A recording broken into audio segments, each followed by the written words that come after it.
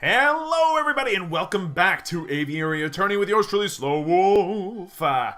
Last time, we started the trial, we got all the evidence that we possibly could before then, and, well, the inspector did not quite prove his point. Now we're up against this artist guy who thinks that he's got, like, the perfect photograph, and there's something fishy, we know that there's something fishy.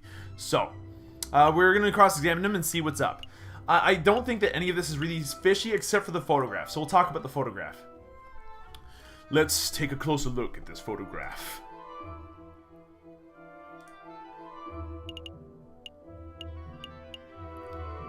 Why is it in black and white? I see a mistake in the photograph. Just to clarify, Monsieur Robinho, the photographs are a direct reflection of reality, are they not? That is correct. The photographic process leaves no room for bias or inaccuracies.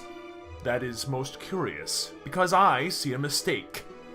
A mistake? Impossible! I just told you, monsieur, the camera is perfect, unbiased device. The photograph it produces are flawless. Falcon, I'm not seeing any mistakes. Could you be more specific, please? Certainly. Boom. That one. The clock in this photograph. There's something not right about it. Well, isn't that convenient? The defense sees something wrong with the, key piece of evidence that implicates his client. Don't give me that cocky tone, Mr. Rabbington. Monsieur Rabbington. I have evidence that there's something wrong with the clock in that picture. Boom. The photograph clearly shows the clock's hands, pointing at 7 and 6. That much is self-evident. Which is most curious, because the clock in the lounge of Chateau Clinière has no hands. It has no hands! The clock is merely a decorative piece, a talking item. Feel free to ask Baron Jorge or his housemaid if you have any doubts. Monsieur Robinho, how do you explain this discrepancy? I don't know. There must be some sort of mistake. My camera is flawless. There is no mistake, monsieur. Your photograph depicts something that does not exist in the real world. Maybe there is an error in the printing process. An error precisely where the clock's hands should be? Please, monsieur, don't patronize us. Please, allow me to offer a more plausible explanation, if I may. You, Monsieur Rubinho, edited this photograph. Edited? I'm no expert, but I suspect that you used paint or ink to carefully put hands upon this clock. It would have been a simple task, considering that the clock face was bare. One could even speculate that you specifically chose to include a handless clock in the photograph just to simplify the editing process. Falcon, your reasoning is absurd. Why would the witness do such a thing? Is it not obvious? By showing the photograph we have taken place at precisely 7:30, it clears all the photograph subjects of suspicion.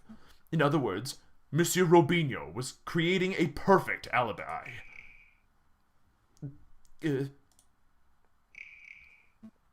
Of course, this raises further questions. Who is the witness protecting? And why? Was Monsieur Robinho coerced, bribed, threatened? Enough silence! Let's hear some answers, Monsieur Robinho. Fine! You've got me! I'm guilty! I did it all! You did it? You're confessing to the murder of Monsieur Grenouille? What? No. I have no idea who killed the frog. I'm just admitting that I'm guilty of producing fraudulent photographs. I was ordered to make changes to the printed photographs. And yes, that included adding hands to the clock. You were ordered. By whom? I dare not say. Monsieur Robinho, I strongly advise you to answer the defense's question. You have been pledged to speak without fear, after all. With respect, Judge, I fear his cause, more than I fear the punishment of the justice system. I shall name no names. His claws! Did you hear that, Falcon? That is most unfortunate. Monsieur Robinho, we cannot and shall not torture names out of you. We don't live under the Ancien Regime, after all. Which would have been like Louis XVI and all that stuff. But since you have admitted to falsifying evidence, then we cannot keep you on the stand as a witness. Take your leave. You shall be charged with perjury in due course. I can't protest. That's the least I deserve for my failure as an artist. Good day, messieurs. Intriguing, pretty convincing. You gain a little favor with the jury. Nice. So, the clock's hands were painted on. So what? It doesn't matter. The photograph still depicts Dame Cataline as absent, close to the time of the murder. That's significant. Don't be dense, Monsieur Rabbington. If the photograph is not completely genuine, then it cannot be considered reliable evidence. Why not? It still has a portrayal of the night's events. Because if we accept that one part of the picture was edited, then we must accept the possibility that other parts were as well. It is possible that Dame Cataline was painted out. Even worse, it is possible that another person was painted in. We know that the witness was trying to cover for someone, so all possibilities must be accounted for. So what are you saying, Falcon? That the housemaid paid off the photographer? Or was it Seigneur Pertois de Meow, perhaps? I don't think so. The housemaid lacks a means or a motive, and it wouldn't make sense for Seigneur Pertois to implicate his own daughter. Well, surely you're not suggesting that the honest and beloved Baron Horgueil deliberately tried to frame Dame Cataline? Because that would be the most outlandish theory yet. The Baron is a pillar of our community. He would never do such a thing. Monsieur Rabbington, I'm not here to throw accusations. That's the job of you, the prosecutor. However, maybe I should offer my opinion. Baron, it's not time for your witness testimony yet.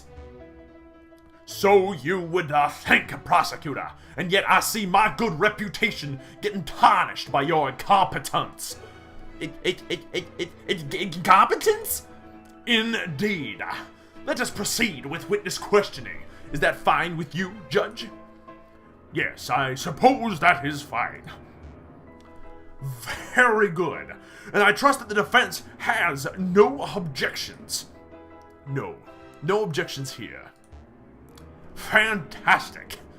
Oh, but before I forget, I pledge to speak without fear and prejudice, etc., etc.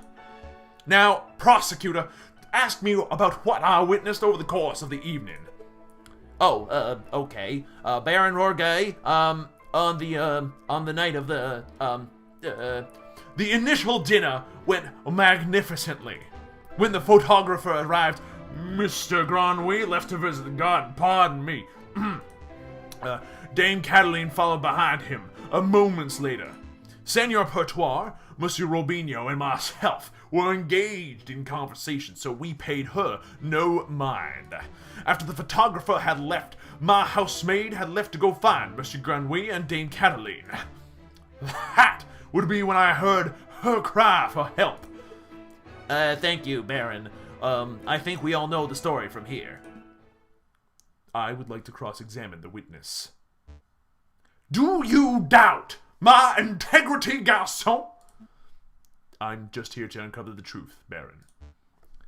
Very well, then. Hit me with your best shot.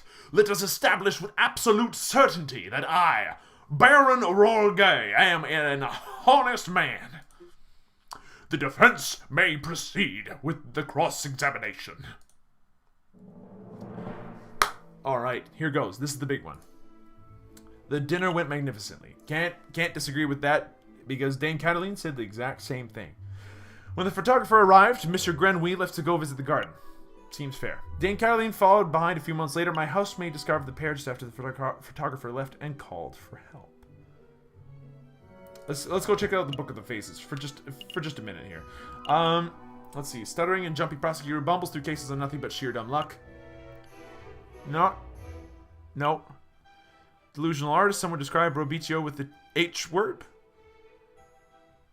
I don't know what this means. That's right. You know the one. The H word? I'm confused. Baron Horgueil. The great land of Chateau Clignot, reputably a ruthless businessman. A vertically enabled housemaid who works for Baron Horgueil. She seems to have a mild case of kleptomania. Okay. A mother and a bouncy daughter who begged us for money outside the Chateau Clignot. Granouille. Nothing here. Nothing here. Okay, it's not going to be in there either. We only have 10 francs. So, hold on. Pertois' letter. Seigneur Pertois de Meow has requested legal aid for his daughter. That's fine. He attended the banquet. That's also fine. Okay. Has no hands. This is a red herring. Okay. Jeez, where do we start? Wait, hold on a tick. Who's in here? Cataline and Pertois. Ah. Mr. Grenouille left to visit the garden. That seems to make sense because he died, so I don't necessarily want to... Like, why did he leave when the photographer arrived? Like, you'd imagine that that's why the photographer was there, was to take a picture of everybody. Okay, that makes sense. And, left to visit the garden.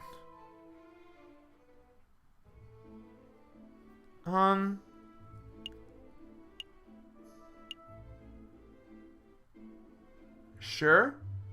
Let's ask about, you know what, let's ask about, the dinner, maybe? I don't know. Like, did the dinner go magnificently? I mean, it must have. It was a red herring and a... God damn it, where do you even start with this? Fuck, let's take a look at Monsieur, Grenouille.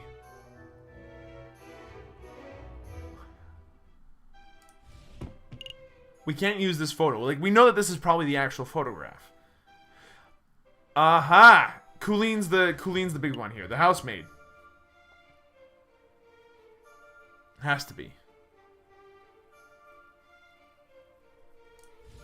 Because Cataline was there, so was the housemaid, and so was Pertois. The only person to, like, yeah, okay, let's try this. Baron Roguet, I have a couple of questions about your housemaid, Couline Duhaut. She's a thief. Does she smoke? Let's ask about the does she smoke thing. Does your housemaid smoke cigars? Well, that question came out of the, left field. Definitely not. Mademoiselle Duhaut detests the smell of tobacco. I see. Putting together a bigger picture, are we? I think so. The pieces are slowly falling into place. Do you have another question about the housemaid?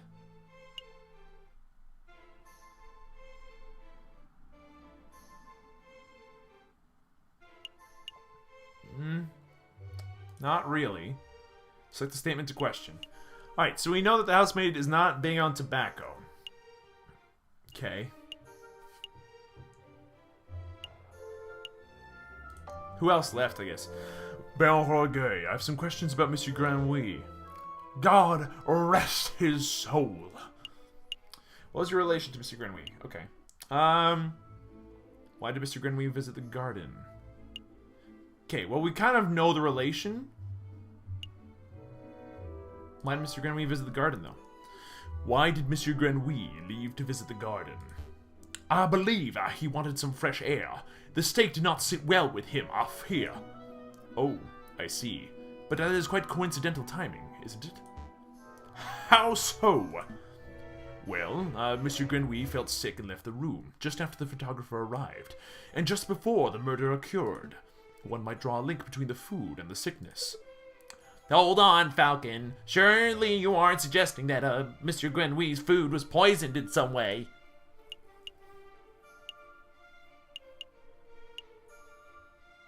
No, but it's like, it's a frog. He doesn't eat steak. I mean, he is a carnivore, but, like, steak? Really?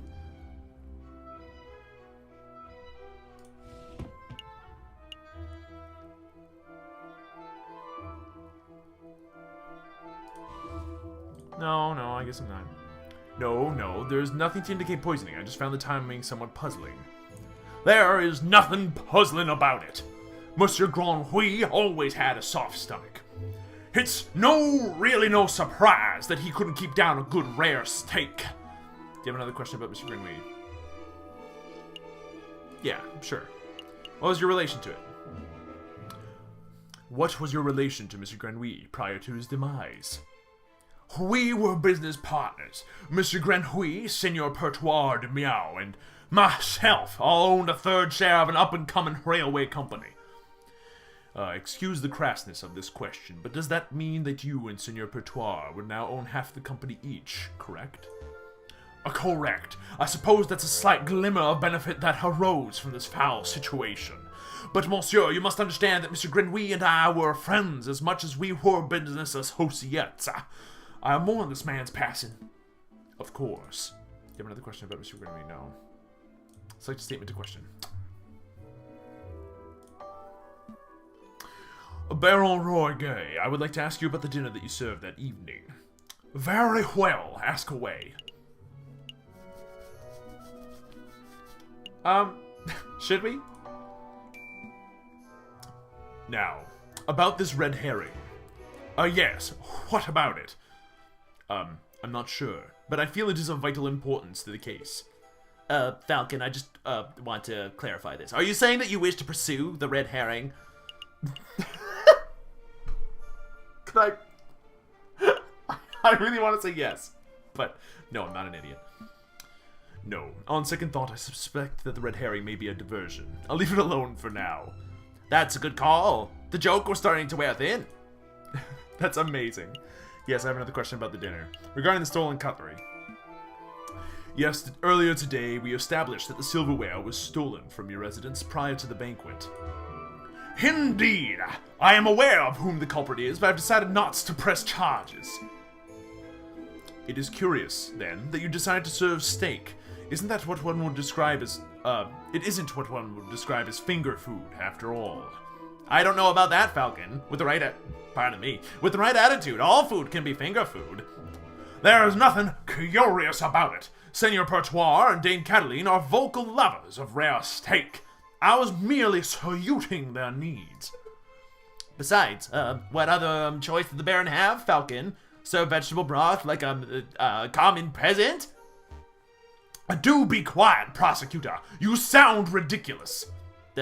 Sorry, Baron. Do you have another question about the dinner? No.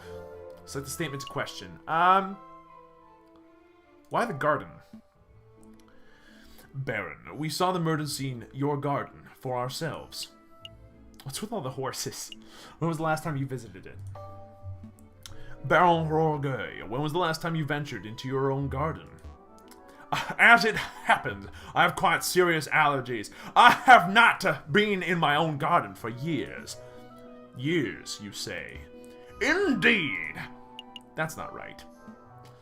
Baron, I do not wish to call you a liar, but that claim does not hold up to scrutiny. Oh, and why is that? Because we have hard evidence that you visited the garden recently. Balderdash! My word is gold! Show the court the so-called hard evidence that I may have been in my garden. That cigar butt. This was found in your garden. To be specific, pardon me. To be specific, it was found inside the fountain basin, right beside where the murder occurred. A cigar butt that could belong to anybody, and prosecutor, please shut your mouth. I can speak for myself. No, okay. Sorry, Baron. That is indeed the remnants of one of my cigars, but I must apologize, Mr. Falcon, for I misunderstood your initial question. You see, prior to the banquet, I hadn't visited my own garden in years. But naturally, after hearing the housemaid's cry for help on the evening of the murder, I rushed outside. I was shocked and disgusted by what I saw. That must have been when I dropped my half-smoked cigar in the fountain basin. You see, Falcon, there's a perfectly reasonable explanation. I would find it believable if the cigar were casually discarded. But as it happened, the cigar butt was found in the upper basin of the fountain, a location that could only be accessed with great inconvenience. And a little battling. The cigar butt was not dropped. It was deliberately hidden. There are any number of possible explanations. Are there? Because I can think of only one. That is, that you, Baron Roguet, deliberately hid your cigar butt to disguise your own illicit activities. Did I, now? What illicit activities would those be? You want me to spell it out? Fine, let's put everything on the table. You, Baron Roguet, murdered Monsieur Granouille. That is what you were trying to keep hidden. Directly accusing me of murder. How shamelessly brazen. There's spit all over my monitor. That is ludicrous. That is a ludicrous accusation, Falcon. The Baron is an upstanding citizen of the highest order. Your allegation is baseless. You have no evidence, no means, motive, or opportunity. No evidence? Think harder, Mr. Abington. Every piece of evidence points to Baron Bourgeois as the prime suspect. You want the means? The Baron certainly had the means. His lion's claws are as sharp as a surgeon's blade. Gutting a frog belly would be trivial to him. Even Monsieur Robinho confessed just moments ago that he feared his claws. Ridiculous! I would never threaten a man with such violence. You want a motive? The Baron had at least 10,000 francs worth of motive. By removing a business partner, the Baron's share of his railway company increased by 1/3 to 1/2. That is preposterous! And finally, the Baron had an opportunity. No, he crafted the perfect opportunity. He arranged a small banquet with a very select number of guests. He was aware of the missing silverware, and yet he served steak, a food item that necessitates good cutlery. Why? To bloody the hands of his guests, of course. Then he hired an easily influenced photographer and staged a very specific picture in order to build a perfect alibi for himself. Photographing the guests in front of the handless clock made for easy editing. That is quite an ingenious plan, it must be said. Prosecutor, are you just gonna let this slanderous yarn go uncontested? Say something! Object! Oh, you're pitifully useless. After executing the murder, the Baron found himself still holding a single piece of incriminatory evidence. His finished cigar. He knew that leaving it at the crime scene would raise suspicion, but he did not have time to properly dispose of it. So, out of desperation, he threw it into his fountain, out of the sight of his guests, and any snooping police. I imagine the Baron was hoping to implicate Senor Bourgeois de Miao, since that would ensure total control over his railway company. Alas! Dame Cataline was the first to happen upon the crime scene, so the Baron improvised. This is an outrage! Judge, I demand that you disbar this ranting lunatic! No! There is only one outrage here. That is, that a man like yourself is able to abuse his wealth and status to frame an innocent girl for murder. You're a bourgeois of the worst kind. How dare you, garçon! The utter nerve for a lying scumbag of a lawyer to accuse a philanthropist like myself of something so heinous! Nothing like that fat cat bourgeois. I'm a respectable, hard-working capitalist. No, you are a ruthless man who would slaughter a dear friend just to reap a few francs. You incredulous whelp. I have to gut you right here and right now, like a damned frog.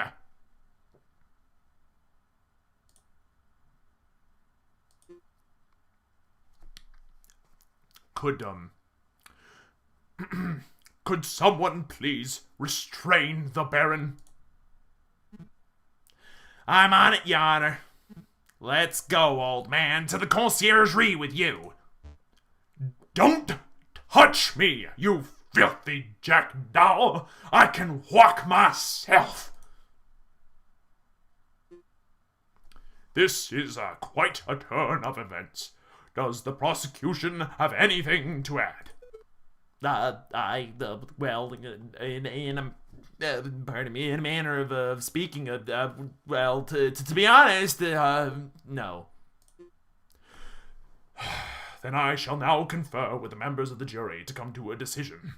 I ask that the animals of the court please be patient in this time. Falcon, that was pretty incredible. That was not his voice. What was his voice? Hold on, give me a second. Falcon, that was pretty incredible. Thank you. I just hope that it was enough. What do you mean? You just proved Cataline's innocence. We'll get a not guilty verdict for sure. Sparrowson, I think you've misunderstood something important about the justice system. What's that? I haven't proved anything. As lawyers, we cannot deal in proofs. It's just not possible. All we can do is organize the evidence and convincingly explain what it suggests. I haven't proved Dame Cataline's innocence. All I have done is demonstrate that there is a significant possibility that she is not guilty. I'm not sure I understand the difference. We have reached a decision. In light of recent revelations, it is clear that an error of judgment was made with the initial arrest. On that note, we unanimously find the defendant, Dame Cataline de Miao, to be not guilty. Yay! We did well! We did it! Good job, guys! Monsieur Falcon, Petit Sparrowson, you did it! Yes, I suppose we did, didn't we? We should head back to the office so we can celebrate properly. Woo! You did it, Falcon! I can't take all the credit. This was a group achievement. I'm so proud of you both. I'll get 1 bottle of wine and 3 of our least dirty glasses. Oh my god. You are amazing, Monsieur Falcon. Oh, it was nothing. I very much like the way you pinned the murder on the Baron. That was an act of sheer genius. Well, I didn't pin anything. Sparrowson and I just worked out an unveiling the truth given the facts of the case. Monsieur Falcon, there's no need to play coy. The case is over. Play coy? Don't tell me you're actually being sincere. I'm completely lost. Oh wow. I thought the goody-goody thing was an act, but you actually don't know. Alright, I'll spell it out for you.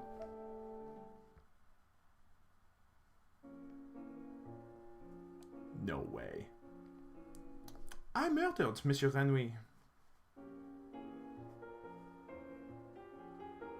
I saw him in the garden, all drunk and vulnerable. I seized my opportunity. It was nothing personal, just business, you understand. Business? To increase my papa's share in the train company, of course. My papa always said that the drunk old frog was the weakest link. Your confession doesn't make any sense at all. I found Baron Rogoy's cigar button hidden in the garden. Oh, I put it there. I expected the police to find it, but I suppose that was putting too much faith in the brains of Paris' finest. But Falcon proved that Monsieur Robinho's photograph was edited. It was edited. I wasn't in the picture because I was busy paying a visit to Monsieur Renouille in the garden. My papa knew I needed an alibi, so he ordered Monsieur Robinho to paint me over Baron Rogueil and to add his hands on the clock. But that lady artist did not manage to finish altering the photograph by trial day. It is a good thing that Monsieur Falcon was so imaginative, because that could have gone very badly.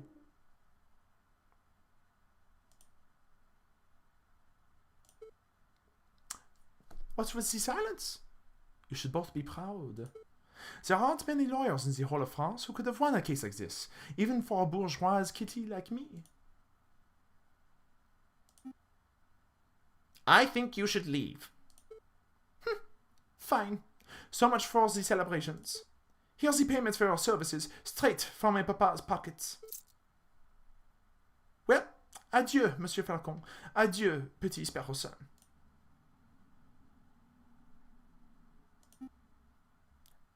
Falcon, what do we do now?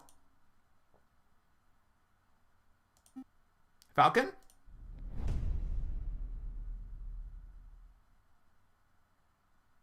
Do you wish to continue? I can wait to continue. I feel pretty shitty right now. So, yeah, that's the end of the first. Holy shit.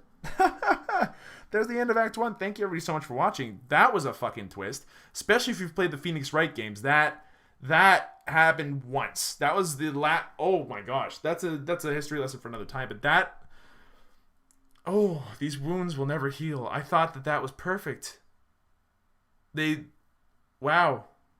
Thank you everybody so much for watching. I hope you guys enjoyed yourselves. I know I sure did, and I'll see you guys in the next episode. Holy shit. Way to go, Aviary Attorney. You've made me feel a little bit unsafe as far as this game is concerned.